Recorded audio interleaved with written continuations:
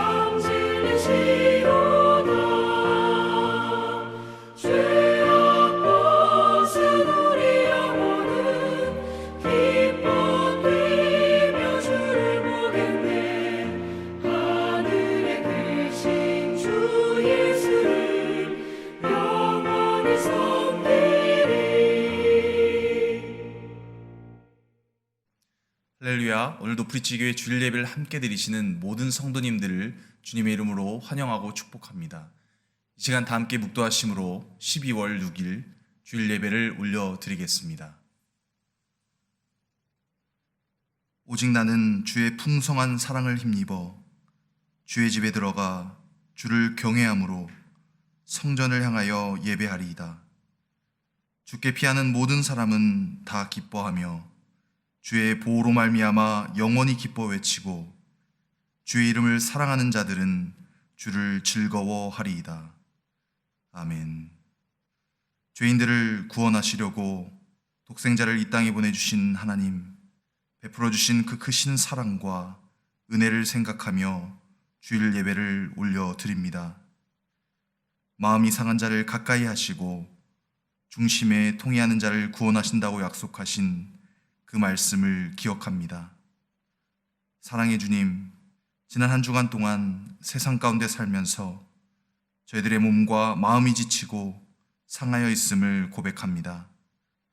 이러한 저희들의 모습을 있는 그대로 받아주옵시고 이 예배를 통하여 저희들의 몸과 마음이 새 힘을 얻고 강건한 모습으로 회복되게 하여 주옵소서. 우리에게 구원의 은총을 허락하신 예수 그리스도의 이름으로 간절히 기원하옵나이다. 아멘. 이 시간 다 함께 찬송가 1장 만복의 근원 하나님을 찬양하시겠습니다.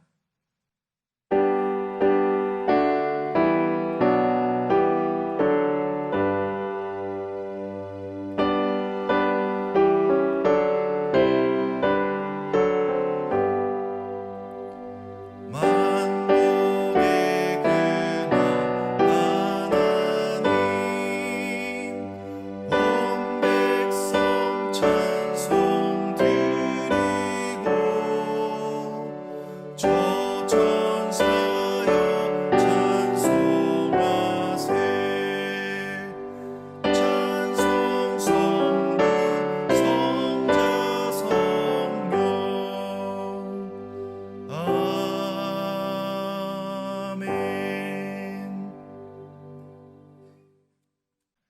이 시간은 지난 한 주간 동안 나의 삶을 되돌아보며 주님 앞에 부끄러웠던 모습들을 고백하는 참회의 시간을 갖겠습니다.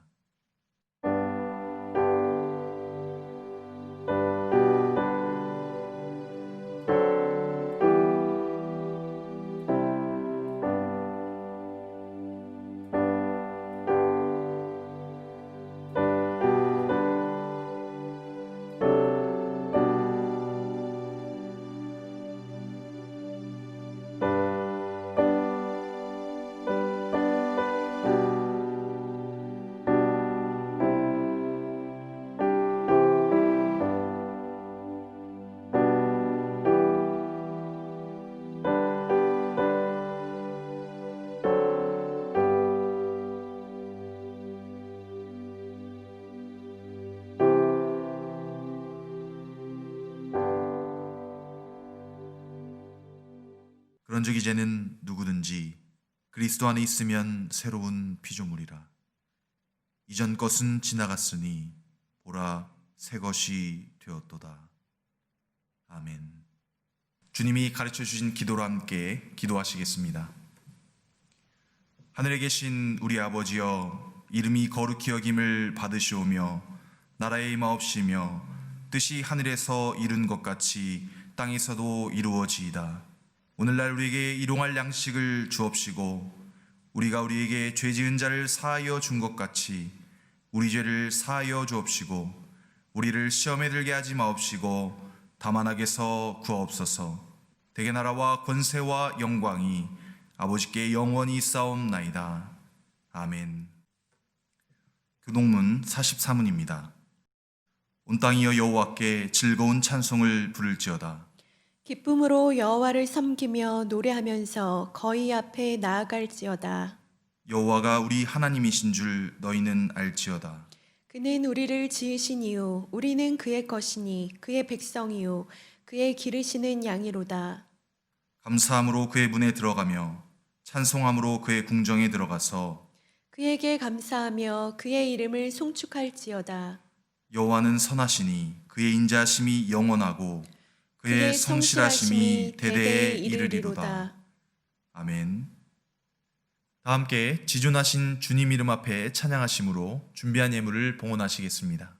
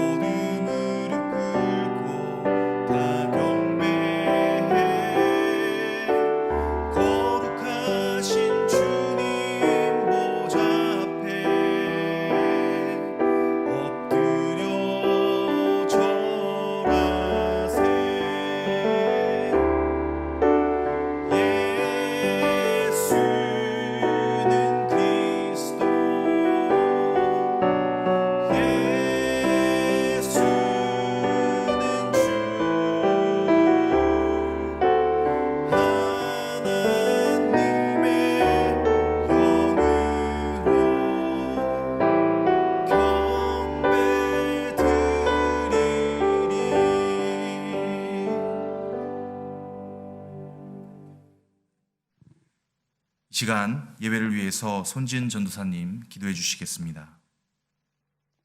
아무것도 염려하지 말고 다만 모든 일에 기도와 간구로 너희 구할 것을 감사함으로 하나님께 아뢰라. 그리하면 모든 지각에 뛰어난 하나님의 평강이 그리스도 예수 안에서 너희 마음과 생각을 지키시리라. 영광 받으시기에 합당하신 하나님 아버지, 올 한 해 코로나의 위기 속에서도 하나님의 은혜로 저희들을 지켜주시고 주의 날개로 안전하게 보호하여 주심에 감사와 찬양을 올려드립니다. 이 시간 참 소망이신 하나님만을 찬양하고 예배하기 원하오니 온 마음 다해 드리는 저희의 예배를 기쁘게 받아주시고 주님의 은혜로 날마다 새롭게 하여 주시기를 간구합니다. 지난 한 주간도 주님의 말씀과 은혜 속에 살면서도 육신의 생각과 육신의 정욕을 따라 행하며 하나님의 말씀과 뜻대로 살지 못했음을 고백하오니 저희들의 죄를 용서하여 주시고 십자가의 보혈로 깨끗게 하여 주시옵소서. 저희가 죄의 유혹 앞에서 타협하거나 지지 않게 하시고 선으로 악을 이기게 하시며 말씀의 능력 안에서 승리하기 원합니다. 고난 가운데에서도 하나님의 뜻을 발견하게 하시고 어떠한 상황 속에서도 주님만을 신뢰하며 감사하는 삶을 살아가도록 저희들의 마음을 지켜주시기를 간구합니다. 그리하여 시냇가에 심은 나무가 시절을 따라 과실을 맺으며 그 잎사귀가 마르지 아니함 같이 주님을 의지하는 저희들의 삶이 오직 주님께서 채워주시는 은혜로 인하여 만족함을 얻는 복된 삶이 되게 하옵소서. 여호와 라파 치료의 하나님, 이 시간 육체의 연약함과 질병으로 인해 고통받는 성도들을 만져주시고 참된 회복을 경험하게 하여 주시기를 원하오니 약할 때 강함 되시는 주님을 신뢰함으로 하늘의 위로를 받게 하여 주시옵소서. 이 시간 온라인으로 예배드리는 성도님들과 각처에서 복음을 전하시는 선교사님들을 기억하여 주시며 우리의 자녀들이 예수님을 인격적으로 만나 세상을 사랑하지 않게 하시고 하나님께 귀히 쓰임받는 영적 거장으로 성장하도록 모든 자녀들을 지켜주시고 축복하여 주시옵소서. 말씀을 전하실 담임 목사님에게 성령의 능력을 더해 주시고 선포되는 말씀을 깨닫는 지혜를 주셔서 진리를 깨닫게 하시며 주님의 사랑을 나누며 복음을 전하는 귀한 은혜의 시간이 되도록 인도하여 주시옵소서. 살아계신 예수 그리스도의 이름으로 기도드립니다. 아멘. 다 함께 찬송가 104장 찬양으로 영광 돌리시겠습니다.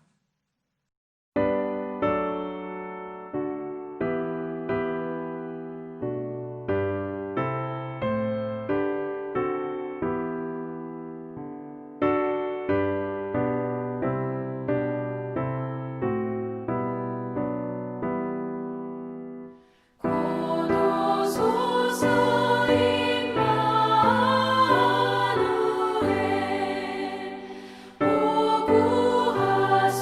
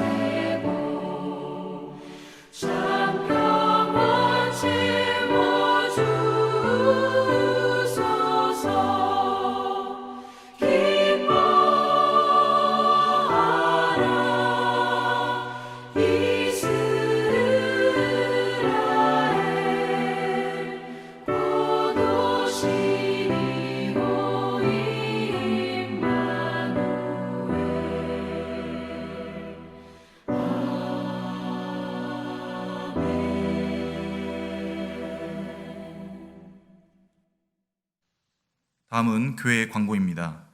오늘부터 다시 온라인 예배로 전환되었습니다. 코비드-19의 재유행 및 확진자 증가에 따라 다시 온라인 예배로 전환되었습니다.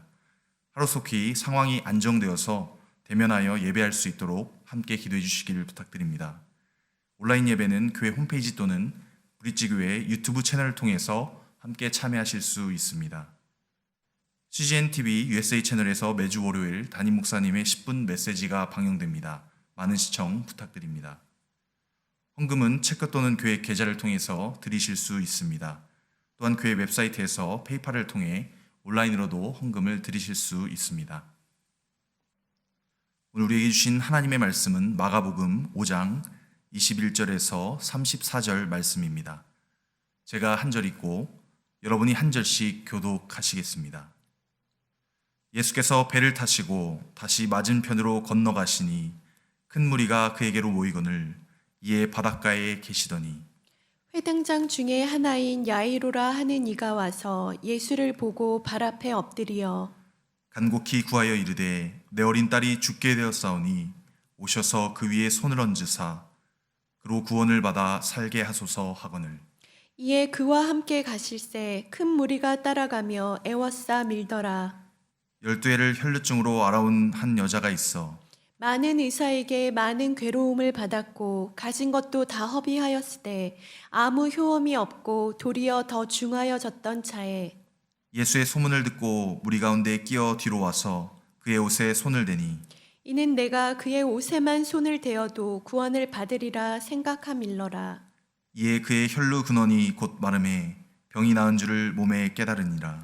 예수께서 그 능력이 자기에게서 나간 줄을 곧 스스로 아시고 무리 가운데서 돌이켜 말씀하시되 누가 내 옷에 손을 대었느냐 하시니 제자들이 여짜오되 무리가 애워싸 미는 것을 보시며 누가 내게 손을 대었느냐 물으시나이까 하되 예수께서 이 일 행한 여자를 보려고 둘러보시니 여자가 자기에게 이루어진 일을 알고 두려워하여 떨며 와서 그 앞에 엎드려 모든 사실을 여쭈니 예수께서 이르시되 딸아 내 믿음이 너를 구원하였으니 평안히 가라 내 병에서 놓여 건강할지어다. 아멘. 이 시간 목사님 나오셔서 주만 바라보는 자가 받는 축복이라는 제목으로 말씀 증거해 주시겠습니다. 우리가 예수님을 믿고 하나님의 자녀가 되어 살아가는 모든 과정을 한 단어로 간단하게 표현한다면 무엇이라고 정의 내릴 수 있을까요? 신앙생활 또는 믿음 생활이라고 간단하게 표현할 수 있을 것입니다. 그런데 실제로 많은 경우에 믿음과 신앙에 대해서 잘못 이해하거나 오해하고 계신 분들이 생각보다 우리 주변에는 많이 있습니다. 먼저 믿음으로 구원을 받는다고 하니까 믿음만을 너무 지나치게 강조한 나머지 그에 따른 올바른 행실과 삶은 도통 무시하는 막가파 신앙인의 경우가 있습니다. 하나님을 믿기만 하면 구원을 얻으니까 윤리나 율법은 참고사항일 뿐 반드시 필요한 필수사항은 아니라고 하면서 그들은 그릇된 믿음 속에서 살아가는 것이죠. 그것을 다른 표현으로 무율법주의라고도 합니다. 오래전에 세월호 사건으로 한국 사회를 어지럽히고 시끄럽게 했던 이단 중에 하나가 구원파였는데요. 바로 그런 구원파가 막가파 신앙의 대표적인 경우라고 볼 수 있겠습니다. 하나님을 믿는 신앙과 믿음에 대한 또 다른 오해 하나는 잘못된 기복주의 신앙이라고 말할 수 있습니다. 이것은 다짜고짜 하나님께서 미리 복 주실 것을 기대하고 무슨 일이든지 앞뒤 안 가리고 밀고 나가기만 하면 주님은 내가 바라고 원하는 대로 다 들어주실 것이라는 그릇된 무속 신앙적인 믿음을 갖고 있는 것이죠. 실제로 많은 경우에 그것이 참된 믿음인 줄 알지만 사실 그것은 성경이 가르쳐주는 바른 믿음이 아니라 세속적인 인간의 이기심과 욕망을 채우기 위해서 믿음이라고 쓰여진 그럴듯한 겉포장지로 덮은 위험한 믿음일 뿐입니다. 그러면 하나님께서 신구약 성경 66권을 통해서 지속적으로 우리에게 말씀하고 계시는 바른 믿음 생활은 무엇일까요? 그것은 축복을 받는 기준이 사람의 신념이나 생각, 그리고 어떤 상황에 따라서 시시각각 요리조리 변하는 것이 아니라 하나님의 자비와 은혜에 달려 있음을 깨닫고 오직 주님만을 겸손하게 의지하는 태도 혹은 자세라고 말할 수 있습니다. 그러나 우리가 실제로 인생을 살면서 신앙생활을 하다 보면 무조건 복만을 바라는 기복신앙과 참된 마음으로 하나님을 믿는 진짜 믿음 사이에서는 구분하기가 여간 쉽지가 않고 때로는 서로의 말이 비슷하게 보일 때도 상당히 많이 있습니다. 그러나 오늘 우리가 읽은 본문 속에 등장하는 한 가련한 여인의 소박하고 수줍은 믿음의 모습을 통해서 주님이 이 어려운 신앙의 계절에 우리에게 진정으로 바라시고 원하시는 참된 믿음이란 무엇인지 다시 한번 정리해 볼 수 있는 은혜의 시간이라고 생각합니다. 자, 첫 번째 소제목입니다.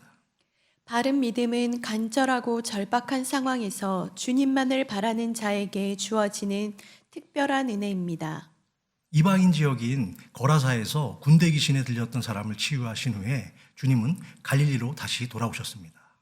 그런데 주님의 그 이적과 기적의 소문을 들은 수많은 무리들이 길거리로 나와서 예수님을 기다리고 환호하고 있었습니다. 본문 21절입니다.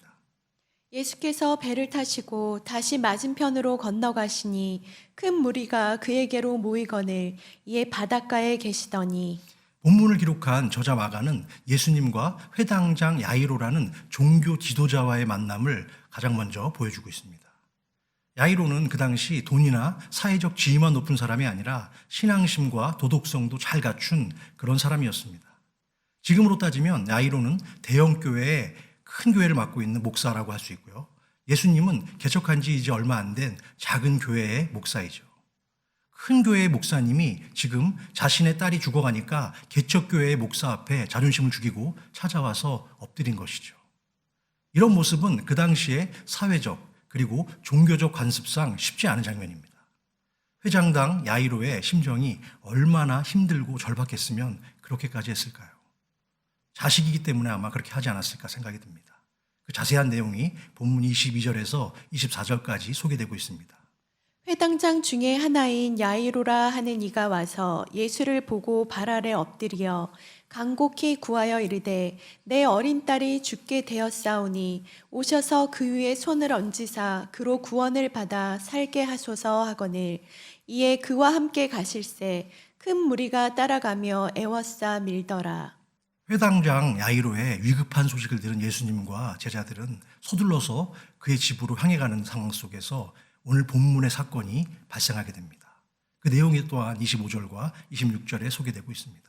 12해를 혈루증으로 알아온 한 여자가 있어 많은 의사에게 많은 괴로움을 받았고 가진 것도 다 허비하였으되 아무 효험이 없고 도리어 더 중하여졌던 차에 여러 신학자들에 의하면 이 병은 여성의 자궁에 큰 문제가 생겨서 자주 하혈을 하는 부인병의 일종이라고 합니다. 작은 근종이나 작은 내막증 정도로 볼 수 있겠죠. 혈루병은 이 여자에게 있어서 굉장한 괴로움과 불편함을 주었던 것이죠. 매일 피를 흘리니까 피가 모자랐을 것이고 그로 인해서 빈혈 증세로 항상 어지럽고 피부도 거칠었을 것입니다. 그리고 몸에서는 항상 비릿한 냄새가 났겠죠. 피냄새가. 게다가 12년이라는 오랜 시간 동안 혹시 남들이 자기 병을 눈치챌까 봐 극도로 조심하며 항상 긴장감 속에서 피곤한 인생을 살아갔을 것입니다. 하지만 그거보다 더 큰 진짜 고통은 그 당시 유대의 율법이 자기를 부정한 사람으로 정죄하고 판단했다는 사실이죠. 레위기 15장에 보면 월경 기간 외에 피를 흘리는 여자는 부정하다라고 기록되어 있기 때문입니다. 그 부정한 시간 동안에는 그 누구를 만나서도 안 되고 누웠던 자리나 앉은 자리나 손이 닿았던 모든 물건까지 다 부정한 취급을 받았기 때문입니다. 요즘처럼 기술이 발전해서 온라인으로라도 예배를 드리고 밥도 시켜 먹을 수 있으면 그나마 다행이겠죠. 그러나 그 여인은 마음 편히 성전에도 나갈 수가 없었고 사랑하는 가족들과 만나서 외식도 제대로 한번 할 수 없었을 것입니다. 이처럼 이 여인은 자신이 속한 사회에서 철저히 격리되었고 죄인 취급을 받으며 불쌍하게 살고 있었습니다. 성경에 나오진 않았지만 혹시 이전에 이 여인이 결혼을 했더라도 그녀가 가진 몹쓸병으로 인해서 남편과 남편의 가족에게 버림받고 이혼당했을 가능성도 상당히 커 보입니다. 아무도 자신과 함께 있어주지 않고 도움을 청할 사람도 없이 절망 속에서 괴롭게 소망 없이 하루하루 살아가던 이 불쌍한 여인의 삶에 한 줄기 소망의 빛이 보이기 시작합니다. 그것은 바로 예수 그리스도의 소문을 그녀가 전해드린 것이죠. 갈릴리에서 온 예수라는 분이 이전에 본 적이 없는 기적들을 행한다는 소식을 다른 사람으로부터 전해들었습니다. 맹인이 눈을 뜨게 하고 다리를 못 쓰던 사람을 일으키며 중풍병자가 뛰어가게 하며 날 때부터 말 못하던 사람의 말문이 트이게 하는 엄청난 놀라운 기적들이 예수 그리스도로부터 시작되었다는 사실을 그녀가 전해드린 것이죠.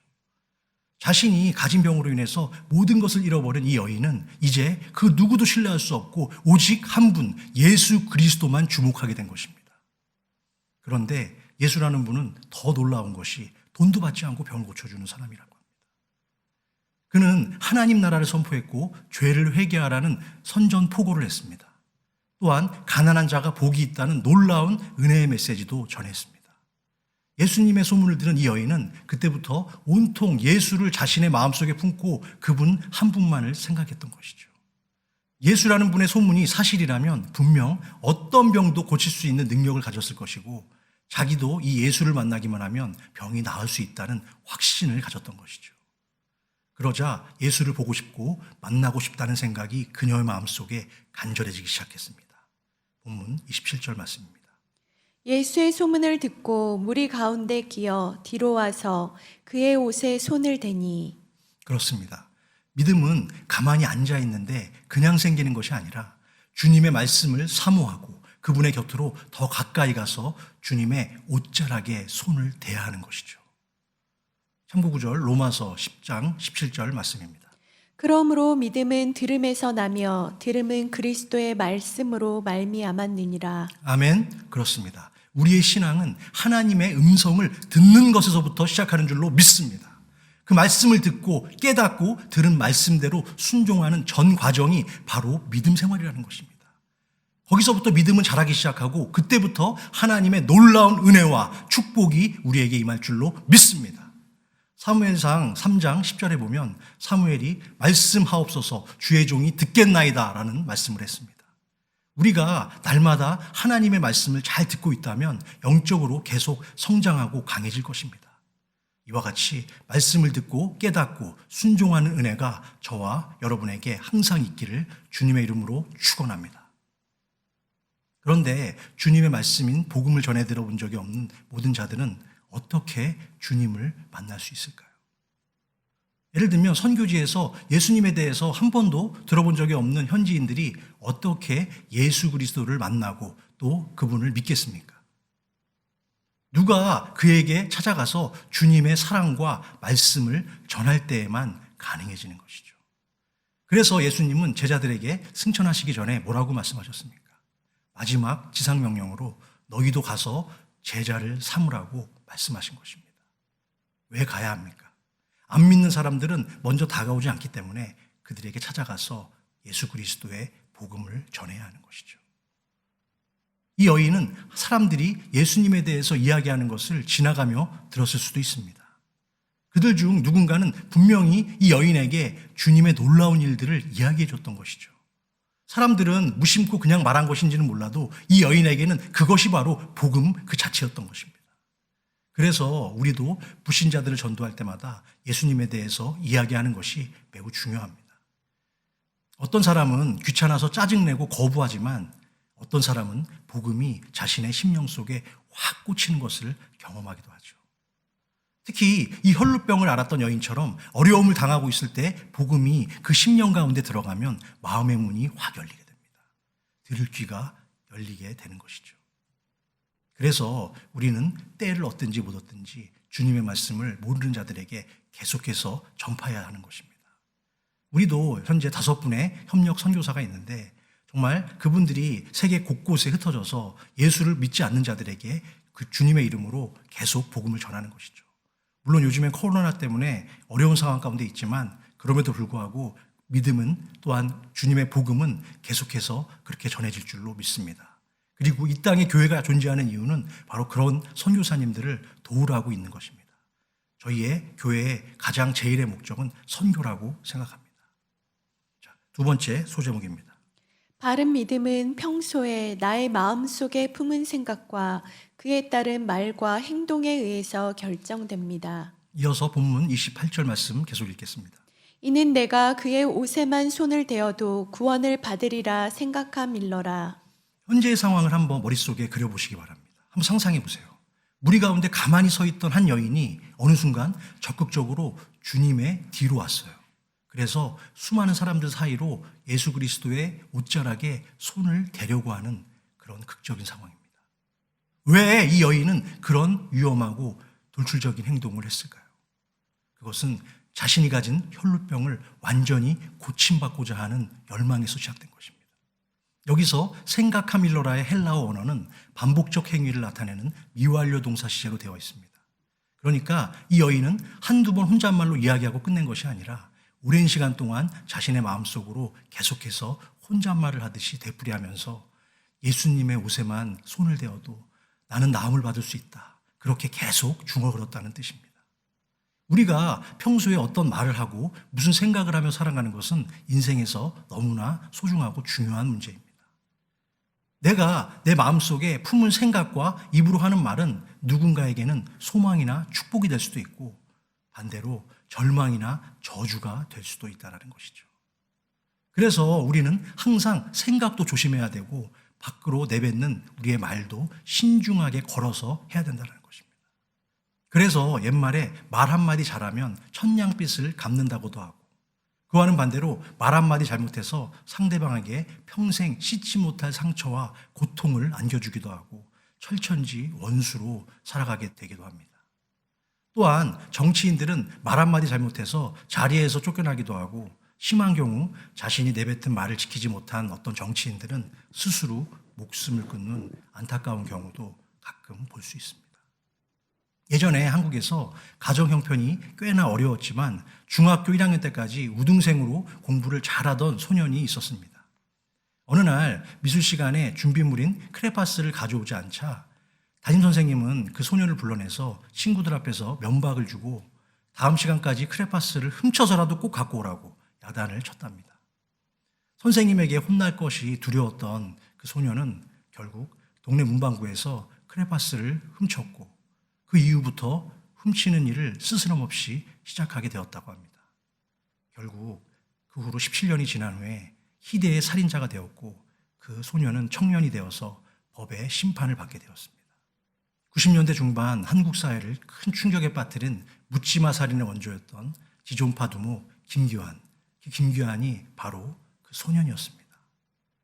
김규환은 최종 사형이 구형되자 자신의 가난했던 중학교 시절 미술 선생님의 말 한마디 때문에 자신의 인생은 이렇게 꼬여버렸다고 최후 진술을 했습니다.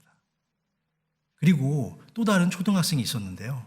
그는 7남매의 다섯째로 태어나서 술주정과 폭행이 심한 아버지 밑에서 자라며 2살 때 앓은 소아마비로 인해서 제대로 걷는 것조차 불편하고 힘들었던 장애인이 있었습니다. 어머니의 등에 업혀 초등학교를 입학하려고 했지만 장애가 너무 심해서 학교에서 도저히 받아줄 수 없다고 하자 교문 앞에 앉아서 서럽게 울었던 아이였습니다. 하지만 어느 날 재활원에서 좋은 선생님을 만났고 공부를 계속할 수 있는 기회를 얻게 되었습니다. 그 선생님의 계속된 격려와 도움으로 힘입어서 마침내 서울대학교 수학과에 입학할 수 있었던 것이죠. 그 후에 미국 버클리 대학에서 유학까지 마친 그 소녀는 수학자로 세계적인 권위자가 되었습니다. 서울대 교수와 카이스트를 거쳐 현재 고등과학원 교수로 재임하고 있는 김인강 교수입니다. 이처럼 험한 악담 한마디로 살인자가 되기도 하고 따뜻한 사랑과 격려의 한마디로 인해서 어려운 여건 속에서 새로운 소망과 희망의 싹이 돋아나기도 합니다. 그만큼 우리가 내뱉은 무심코 던진 말 한마디 속에는 어떤 사람의 운명을 바꿀 만큼 큰 에너지와 파급력이 실려 있기 때문입니다. 사랑하는 성도 여러분, 여러분들은 지금 여러분들 주변에 있는 사람들에게 어떤 말을 사용하고 계십니까? 진실한 말, 사랑이 담긴 말, 아름다운 축복의 언어는 상대방에게 큰 기쁨과 소망, 위로를 전해주는 줄로 믿으시기 바랍니다. 특히 우리는 혼잣말도 늘 조심해야 합니다. 혼자서 주로 무슨 말들을 하십니까? 참 아름답다, 평화롭다, 감사하다 그런 말을 하십니까? 아니면 아유 죽겠네, 힘드네, 미치겠네, 망했네 그런 부정적인 말들을 여러분은 내뱉고 사용하십니까? 오늘 본문 속의 주인공인 12년이나 혈루증을 앓았던 여인은 예수님의 옷자락을 만지기 직전까지 거룩하신 예수님의 옷자락만 만져도 내 병은 다 나을 수 있을 거야 라는 믿음의 생각과 언어를 반복적으로 했다는 사실이 중요한 것이죠. 바로 이것은 그 여인이 끊임없이 기도하고 있었다는 것을 증명하기도 합니다. 길을 걸으면서도, 밥을 먹으면서도, 화장실에 가면서도, 잠자리에 누워서도 끊임없이 이 여인은 예수님을 생각하고 내가 나을 것을 갈망하며 마음으로 늘 간절한 기도를 올려드렸던 것이죠. 이것은 무슨 세상의 주문이 아니라 간절한 믿음의 결단이자 믿음의 선포이기도 합니다. 구약 성경에 기록된 히스기야 왕의 간절한 기도와 그 응답은 우리가 이미 익히 잘 알고 있는 내용입니다. 남유다의 13번째 왕으로 잘 나가던 히스기야가 어느 날 죽을 병에 걸리고 말았습니다. 문제는 그가 걸린 병이 불치병이었고 그 당시 어느 누구도 치료할 수 없었다는 사실입니다. 히스기야는 통곡하며 간구하였고 어떤 사람도 해결할 수 없는 이 문제를 하나님 앞에 가지고 와서 간구했습니다. 그 내용이 이사야서 38장 3절 말씀에 나오고 있습니다. 이르되 여호와여 구하오니 내가 주 앞에서 진실과 전심으로 행하며 주의 목전에서 선하게 행한 것을 기억하옵소서 하고 히스기야가 심히 통곡하니. 하나님께서는 자신의 아버지와는 다르게 바른 믿음으로 살려고 노력했던 히스기야의 간절한 기도를 들으시고 그의 생명을 15년 더 연장하여 주셨을 뿐만이 아니라 그 당시 성을 포위하고 있었던 이방 민족인 아수르의 위협으로부터도 구원하여 주셨습니다. 이것은 마치 추운 겨울에 물에 빠져서 거의 죽어가는 사람을 건져준 것만 해도 감사한데 물에서 건져내서 젖지 않은 따뜻한 옷으로 갈아입혀주고 그 물에 빠졌던 사람을 집에까지 안전하게 데려다 준 것과도 같은 큰 축복과 은혜의 선물을 히스기야가 받은 것이죠. 하나님 보시기에 정직하고 바른 믿음으로 살아왔던 히스기야는 결국 생명의 연장과 더불어 나라의 운명까지 바꾸게 되는 큰 축복의 선물을 받는 주인공이 될 수 있었던 것입니다. 이것이 바로 그의 믿음의 고백으로부터 시작되었다는 것을 우리는 알아야 합니다. 그 간증이 이사야서 또 38장 17절에 나오고 있습니다. 보옵소서 내게 큰 고통을 더하신 것은 내게 평안을 주려 하심이라. 주께서 내 영혼을 사랑하사 멸망의 구덩이에서 건지셨고 내 모든 죄를 주의 등 뒤에 던지셨나이다. 그렇습니다. 바른 믿음을 가진 사람은 오늘 본문 속 혈루병 여인처럼 또한 죽을 병에 걸려 시한부 처방을 받아도 오히려 간절한 마음으로 하나님의 긍휼과 은혜만을 찾고 구하려고 노력했던 히스기야 왕처럼 오직 믿음으로 살아가는 사람인 줄로 믿습니다. 코로나의 상황에서 우리는 현재 서로 편하게 만날 수도 없고 참으로 답답하고 지루한 신앙생활을 거의 1년간이나 영위하고 있습니다. 교회를 지키고 있는 저도 요즘에는 사실 많이 지치고 힘도 듭니다.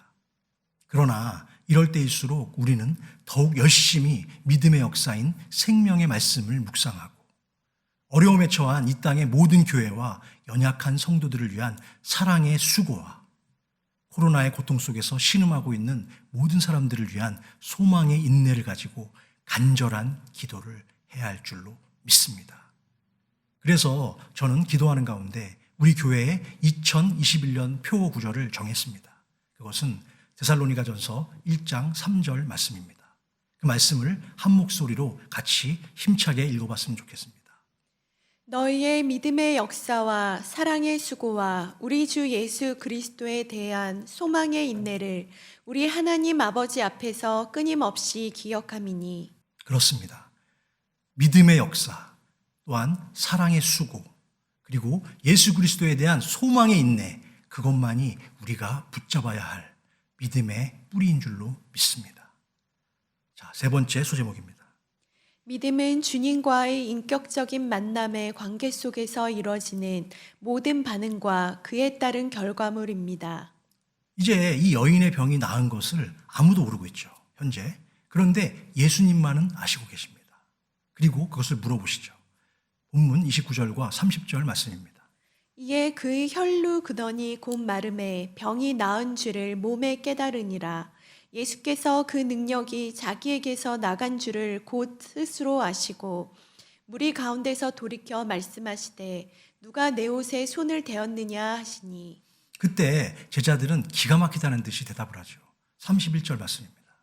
제자들이 여짜오되 무리가 애워싸 미는 것을 보시며 누가 내게 손을 대었느냐 물으시나이까 하되 이 말은 주님, 지금 이렇게 많은 사람들이 서로 밀고 당기는 가운데 있는데 특별히 어떤 한 사람이 주님을 만졌다는 것을 우리가 어떻게 찾을 수 있습니까? 여기 있는 모든 사람들이 다 주님을 만졌다고 보는 편이 맞지 않을까요? 라고 제자들은 지금 반문하고 있는 것이죠. 이런 제자들의 성의 없는 답변을 들으신 주님은 이제 뭐라고 말씀하십니까? 32절입니다. 예수께서 이 일 행한 여자를 보려고 둘러보시니 예수님은 자신을 따라오던 무리 가운데 어떤 한 여인의 병이 나았다는 것을 이미 알고 계셨습니다. 그런데 왜 누가 만졌느냐고 반문을 하셨을까요? 지금 예수님 주위에는 엄청나게 많은 사람들이 몰려와서 그분을 만지고 있지만 오직 그 중에 한 사람만이 치유를 받았기 때문입니다. 예수님 안에는 무한한 능력이 있지만 지금 그 능력을 체험한 사람은 그 모든 무리가 아니라 바로 이 혈루병 여인 한 사람뿐이었기 때문인 줄로 믿습니다. 실제로 그때 그 자리에 있던 수많은 사람들도 예수님을 에워쌌지만 그리고 만졌지만 그들은 어느 누구도 주님의 능력을 전혀 체험할 수 없었던 것입니다. 이것이 바로 믿음입니다. 그러니까 아무리 예수님을 만져도 믿음으로 만지지 않는다면 소용이 없고 오직 믿음으로만 주님의 능력을 체험할 수 있다는 말씀이죠. 본문의 여자는 고침을 받고자 예수님을 찾아왔습니다. 예수님을 만지고 병이 나으면 바로 사라질 생각이었습니다. 그런데 예수님은 그 여자를 그냥 놔두지 않으시고 사람들 앞에 서게 하십니다. 아마도 이 순간 여자에게는 굉장히 힘들고 고통스러운 상황이었을 거라고 생각할 필요가 있습니다. 왜 그러냐면 혈루병 환자가 공공장소에서 랍비를 만지는 것은 그 당시 크게 불경스러운 일이었기 때문입니다. 심한 경우에는 그 자리에서 돌에 맞아 죽을 수도 있는 심각하고 위험한 상황이죠. 그러니 누가 자신을 만졌느냐라고 하는 예수님의 음성에 바로 대답을 할 수 있었을까요? 아마 무서워서 고개를 돌렸을 것입니다. 그럼에도 불구하고 예수님은 왜 이 여인이 사람들 가운데 앞으로 나와서 고백하도록 요구하실까요? 예수님에게는 그럴 필요가 없으십니다. 이미 모든 것을 다 알고 계셨기 때문이죠. 하지만 이 여자에게는 그럴 필요를 느끼셨던 것 같습니다. 이 여인이 예수님의 능력을 믿고는 있었지만 조금은 기복신앙적인 미신적인 신앙으로 그것을 이해하고 있었기 때문입니다. 여자는 예수님의 옷에만 손을 대어도 나을 수 있을 것이라고 그 당시 흔히들 하는 생각을 했지만 예수님은 그게 믿음의 전부가 아니라는 것을 그 여인에게 알려주기를 원하셨던 것입니다. 믿음에는 정말로 중요한 다른 것이 있다는 사실을 주님께서는 직접 그 여인에게 알려주기를 원하셨던 것이죠. 그것은 무엇입니까? 33절과 34절 말씀에 나와 있습니다. 여자가 자기에게 이루어진 일을 알고 두려워하여 떨며 와서 그 앞에 엎드려 모든 사실을 여쭈니 예수께서 이르시되 딸아 내 믿음이 너를 구원하였으니 평안히 가라 내 병에서 놓여 건강할지어다. 여기서 예수님은 사실상 이렇게 말씀하신 것과 동일합니다. 너의 믿음이 너를 치유한 것이다. 그러니 이제 내 삶을 변화시키는 나와의 관계가 새로이 시작된 거야. 그것이 바로 믿음이란다. 예수님은 이 여인이 주님과의 개인적인 만남을 통해서 인격적인 믿음을 갖기 원하셨던 것입니다. 병만 낫고 그냥 가버린다면 그것은 인격적인 믿음이라고 할 수 없죠. 나중에 다시 병이 걸리게 되면 또 소망이 없어지고 절망할 수밖에 없기 때문입니다. 예수님은 이 여인이 질병의 치유와 함께 진정한 의미의 구원을 깨닫기를 원하셨던 것입니다. 병만 낫고 가버리는 것이 아니라 예수님을 따르는 참 제자가 되기를 원하셨던 것이죠.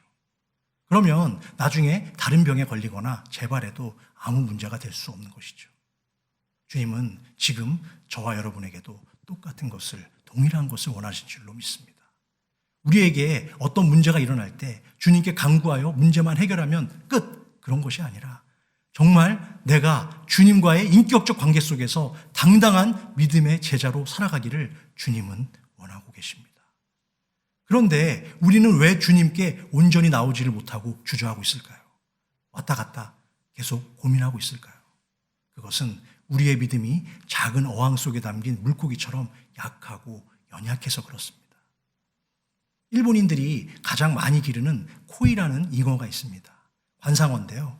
이 잉어를 작은 어항 속에 넣어두면 5에서 8cm 정도밖에 자라지 않는다고 합니다. 그런데 아주 커다란 수족관이나 연못에 넣어두면 15에서 25cm까지도 또 자란다고 해요. 그런데 더 놀라운 것은 강물에 이 코이라는 물고기를 방류하면 무려 90에서 120cm까지 크게 자란다고 합니다. 그러니까 코이라는 잉어는 어디에 놓고 키우는가에 따라서 그 크기가 완전히 달라질 수 있다는 것입니다. 믿음의 원리도 그와 동일합니다. 하나님께서는 우리가 가진 믿음의 그릇 안에 역사하고 계십니다. 믿으십니까? 우리의 외적인 모습이나 조건이 아니라 오직 그 사람이 가진 믿음의 그릇만큼 역사하신다는 사실입니다. 사실 오늘 우리가 함께 찾아본 주인공은 혈루병 걸린 여인이 아니었습니다. 원래의 주인공은 누구였죠? 회당장 야이로와 그의 죽어가는 딸이죠. 그 스토리가 사실 오늘의 원래 스토리입니다. 그런데 갑자기 끼어든 한 무명의 여인이 바쁘게 가시는 예수 그리스도와 그 일행의 발걸음을 멈추게 했던 것입니다. 그 여인이 지금까지 살아온 속타고 애절한 인생과 믿음을 보신 주님은 이렇게 말씀하십니다. 딸아, 내 믿음이 너를 구원하였으니 이제 평안히 가라. 내 병에서 놓여 건강할지어다. 아멘. 12년 동안 절망 가운데 있던 무명의 한 여인을 주연 인생으로 회복시킨 비결은 무엇일까요? 바로 그녀의 믿음 때문입니다. 주님은 그녀의 혈루증을 보신 것이 아니라 그녀의 믿음을 보셨던 것이죠. 그리고 그녀의 육체적인 질병과 함께 그녀의 영혼까지도 구원해 주신 것입니다. 요한일서 5장 4절 참고 구절입니다. 무릇 하나님께로부터 난 자마다 세상을 이기느니라. 세상을 이기는 승리는 이것이니 우리의 믿음이니라. 아멘. 할렐루야. 그렇습니다. 세상을 이기는 승리의 비결은 바로 우리의 힘이나 능력에 있는 것이 아니라 오직 주 예수 그리스도를 확실하게 믿는 우리의 믿음 안에 있는 줄로 믿으시기 바랍니다. 믿음은 풍랑 있는 바다를 잠잠케 합니다. 또한 믿음은 겨자씨만한 믿음만 있어도 산을 명하여 바다로 옮길 수 있다고 성경은 말씀하고 있습니다. 할 수 있거든이 무슨 말이냐? 믿는 자에게는 능치 못할 일이 없느니라. 믿음은 모든 불가능을 가능케 하는 능력입니다. 또한 믿음이 없이는 하나님을 기쁘시게 할 수 없다라고 성경은 이야기합니다. 믿음으로 나아가는 자에게 반드시 하나님은 상을 주시고 풍성한 은혜로 채워주시는 것을 믿으시기 바랍니다. 사랑하는 성도 여러분, 주님은 무명의 조연으로 살아왔던 한 가련한 여인을 위해서 가시던 길을 멈추셨습니다. 그 주님께서는 저와 여러분의 인생도 엑스트라에서 조연으로, 조연에서 다시 주연으로 바꿔주시기를 원하고 계십니다. 그러나 그 모든 믿음의 과정과 단계에는 그에 따른 아픔과 성장통도 반드시 수반됩니다. 따라서 우리가 현재 겪고 있는 모든 아픔과 슬픔, 그리고 고통은 주님께로 나아가기 위한 은혜의 고통입니다. 주님의 옷자락을 만질 수 있는 기회이기도 합니다. 무엇보다 살아계신 주님께 소망을 두는 저와 여러분 되시기를 원합니다. 주님만이 내 인생의 유일한 희망이심을 믿으시기 바랍니다. 그리고 용기를 내어 주님 앞에 나아갑시다. 믿음으로 주님의 옷자락을 만지는 저와 여러분이 다 되시기를 다시 한번 주님의 이름으로 축원합니다. 기도하시겠습니다. 사랑의 주님, 지난 한 주 동안에도 변함없는 은혜와 사랑으로 저희들을 아버지의 은혜의 날개 아래에서 눈동자와 같이 지켜보호해 주신 특별한 관심과 사랑에 진심으로 감사를 올려드립니다. 오늘도 말씀의 거울을 통해서 하나님이 진정으로 원하시는 아름다운 신앙인의 참모습이 무엇인지 다시 한번 저희의 마음속 깊이 깨달을 수 있는 기회를 허락해 주시고 그 은혜를 경험하고 누릴 수 있도록 인도해 주신 은혜에 감사를 드립니다. 이제는 우리의 신앙의 모습과 믿음의 삶이 큰 병에 걸렸지만 하나님만을 간절히 구하고 정직하게 찾아서 구원을 받았던 혈루병 여인처럼 사랑하는 브릿지교회와 모든 성도들을 은혜와 축복의 도구로 사용하여 주시고 축복하여 주시옵소서. 코로나 바이러스의 거센 기세는 전혀 꺾일 줄 모르고 계속해서 우리를 위협하고 있지만 하나님의 권능과 말씀으로 살아가는 믿음의 자녀들을 결코 그 바이러스가 이길 수 없음을 선포합니다. 오 주님, 저희에게 자비와 긍휼을 베푸사 이 고난과 환난을 지혜롭게 잘 이겨낼 수 있는 믿음의 용기와 결단을 허락해 주시고 모든 성도들의 삶 위에 성삼위 하나님의 은혜와 사랑으로 지켜 주시옵소서. 오늘도 사랑하는 주의 백성들이 아버지의 전에 나오며 귀한 예물을 정성껏 구별하여 준비하고 올려드립니다. 이것은 하나님을 향한 우리의 사랑의 표현이자 마음의 중심임을 늘 고백하오니 이 예물을 기쁘게 흠양하여 주시고 드리는 모든 성도들의 삶 속에 하늘의 크신 은혜와 사랑이 가득 차고 넘치게 하여 주시옵소서. 이제는 우리 주 예수 그리스도의 그 크신 은혜와 아버지 하나님의 극진하신 사랑과 여전히 우리와 동행하시며 은혜 부어주시기를 원하시는 성령 하나님의 교통, 감화, 내주, 인도하심의 역사가 이제는 오직 한 마음과 한 뜻으로 주님만 바라보고 서로 사랑하고 기도하며 하나님의 마음을 시원케 해드리고 세상을 감동시키는 축복의 성도가 되기로 다짐하는 모든 사랑하는 주의 백성들의 심령과 그들의 가정과 자녀 손들과 생업 위에 그리고 지금 이 시간에도 코로나 바이러스의 고통으로 아파하고 있는 모든 성도들의 머리머리 위에 이제로부터 영원토록 함께 계실지어다. 아멘.